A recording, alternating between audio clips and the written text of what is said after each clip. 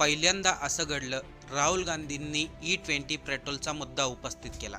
तेच E20 petrol ज्यामुळे देशातील जनता संतापलेली आहे. राहुल गांधींनी स्वतःच्या गाडीचं फ्यूल टँक उघडून सांगितलं, दाल में कुछ काला है, लेकिन यहाँ पूरी दाल ही काली है. अनेक दिवसापासून भारतामधील लोक प्रश्न उपस्थित करत होते, राहुल गांधी E20 पेट्रोलवरती का बोलत नाही. इकडे लोकांच्या गाड्यांचं मायलेज कमी झाले, अनेकांची इंजन खराब झाली, तरी देखील राहुल गांधी या मुद्द्यावरती शांत का आहेत. अखेर त्यांनी E20 पेट्रोलचा मुद्दा उपस्थित केलाच.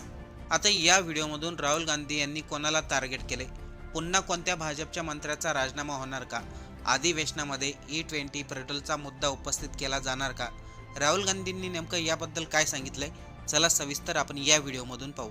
बघा, लोकसभेच्या अधिवेशनाला फक्त 7 दिवस राहिलेत.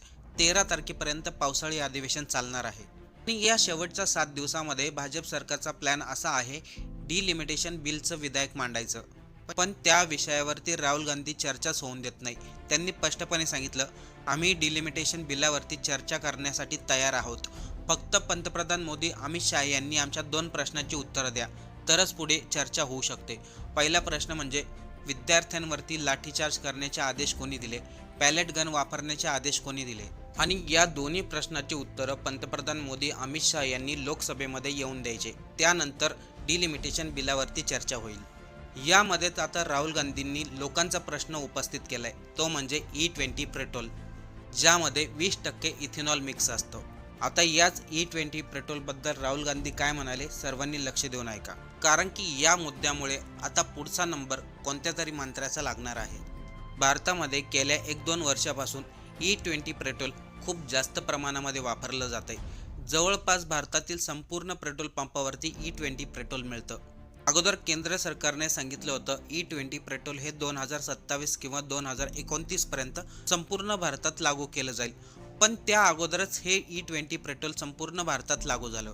पण आता या E20 पेट्रोलमुळे अनेक गाड्यांना समस्या येऊ लागल्यात.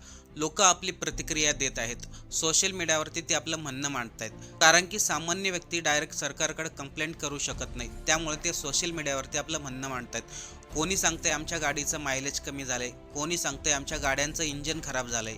त्यामुळे हा विषय केवळ पेट्रोलियम किंवा पर्यावरणाचा राहिलेला नाही, तर तो सामान्य लोकांच्या पैशाशी जोडलेला आहे. खरं तर राहुल गांधींनी व्हिडिओमध्ये जी गाडी दाखवली ती E20 पेट्रोलला सपोर्ट करते, तरी देखील त्यांनी E20 पेट्रोलवरती मुद्दा उपस्थित केलाय.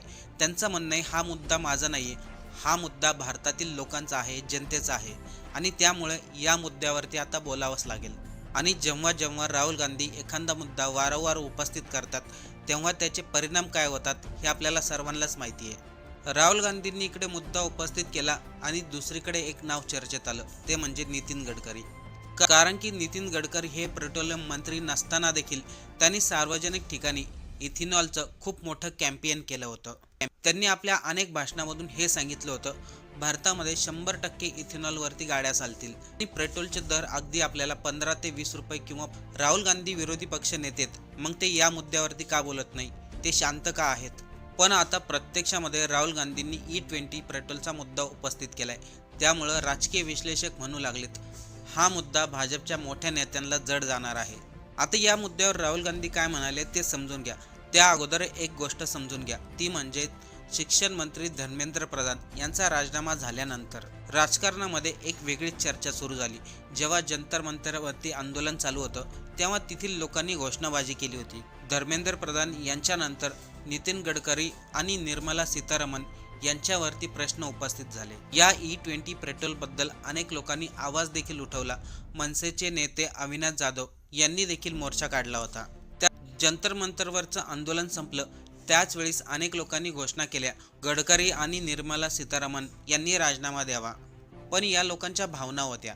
त्यानंतर अनेक लोकांनी E20 वरती टीका करायला सुरुवात केली. त्याच दरम्यान नितीन गडकरी यांनी कोर्टामध्ये धाव घेतली. त्यांनी सांगितलं, E20 पेट्रोलच्या माध्यमातून मला आणि माझ्या कुटुंबाला बदनाम केलं जात आहे. अगोदर जे नितीन गडकरी इथेनॉलचं मोठं कॅम्पेन करत होतं, ते जंतर मंतरवरती झालेल्या आंदोलनानंतर म्हणतात, इथेनॉलचा आणि माझा काही संबंध नाही. इथेनॉलचा मुद्दा पेट्रोलियम मंत्रालयाकडे आहे, याच्याशी आपला काही संबंध नाही. खरं पाहिलं तर नितीन गडकरी हे भाजपमधील खूप प्रभावशाली व्यक्ती होते, पण गेल्या काही वर्षापासून त्यांची जी लोकप्रियता होती ती कमी होताना दिसत आहे. राजकीय विश्लेषक सांगतायत हा सर्व अंतर्गत प्रश्न आहे. त्यांच्याच पक्षातील लोक त्यांनाच टार्गेट करत आहे. तर यामध्ये किती सत्य आहे हे आपल्याला माहिती नाही. आपला महत्त्वाचा मुद्दा आहे E20 पेट्रोल. खरंच लोकांच्या गाड्या खराब होतात का? खरं तर E20 पेट्रोलचा मुद्दा स्थानिक पातळीवरती अनेक लोकांनी उचलला, पण त्याला फारसं काही महत्त्व प्राप्त झालं नाही. दिल्लीचे माजी मुख्यमंत्री अरविंद केजरीवाल यांनी देखील पत्रकार परिषद घेऊन E20 पेट्रोलचा मुद्दा उपस्थित केला. पण आता राहुल गांधींनी हा मुद्दा हाती घेतल्यामुळे याला जास्तच महत्त्व प्राप्त झालंय. कारण की गेल्या काही वर्षापासून आपण पाहतोय राहुल गांधी जेव्हा एखादा मुद्दा उपस्थित करतात तेव्हा देशभरामध्ये त्यांच्या मुद्द्याची खूप चर्चा होते. राहुल गांधी E20 पेट्रोलबद्दल म्हणाले, इथेनॉल मिक्स पेट्रोलचा मुद्दा हा काही छोटा मुद्दा नाही, हा खूप मोठा मुद्दा आहे. कोणत्याही मोहिमेमध्ये प्रत्येक प्रश्नाचा प्राधान्यक्रम ठरावा लागतो. राहुल गांधी म्हणतात सध्या भ्रष्टाचार आणि जनतेच्या संबंधित इतके प्रश्न आहेत, कोणत्या मुद्द्यावरती अगोदर बोलायचं याबद्दल आमच्याकडे मोठी लिस्ट आली आहे. पण लोकांच्या ज्या समस्या आहेत त्यामध्ये सर्वात महत्त्वाचा मुद्दा म्हणजे E20 पेट्रोल. कारण की लोकांना रोज पेट्रोल टाकावं लागतं, आपल्या खिशातील पैसे खर्च होतात आणि वरतून आपली गाडी देखील खराब होते, मायलेज देखील खराब होतं. त्यामुळे राहुल गांधी म्हणतात E20च्या मुद्द्यावरती लोकांनी आता काळजी करण्याची गरज नाही. हा विषय आता फक्त लोकांपुरता मर्यादित राहणार नाही, हा विषय संपूर्ण राज्यामध्ये गाजला जाईल आणि याला आम्ही मोठ्या पातळीवरती नेणार आणि याचे परिणाम आपल्याला काही दिवसामध्ये पाहायला मिळतील. एकतर लोकसभेच्या अधिवेशनामध्ये कोणत्याही मुद्द्यावरती व्यवस्थित चर्चा होत नाहीये. राहुल गांधी वारंवार 2 प्रश्न उपस्थित करतायत, त्यांच्या प्रश्नांचं उत्तर मिळत नाहीये. मोदी अमित शहा लोकसभेमध्ये उत्तर देण्यासाठी येत नाहीयेत. आता अधिवेशन संपायला आलंय, 7 दिवस राहिलेत. अशा परिस्थितीमध्ये राहुल गांधींनी लोकांच्या हिताचा मुद्दा उपस्थित केलाय, तो म्हणजे E20 पेट्रोल. आता या मुद्द्यावरती काँग्रेस पार्टी आंदोलन करेल का? राहिलेल्या 7 दिवसाच्या अधिवेशनामध्ये राहुल गांधी हा मुद्दा लोकसभेत उपस्थित करतील का? आणि या मुद्द्याचे परिणाम भाजपच्या कोणत्या नेत्यावर होईल का? की पुन्हा एकदा एखाद्या मंत्र्याला राजीनामे देण्याची वेळ येऊ शकते? आपल्याला या विषयावरती काय वाटतंय? आपलं मत कमेंट करून नक्की सांगा.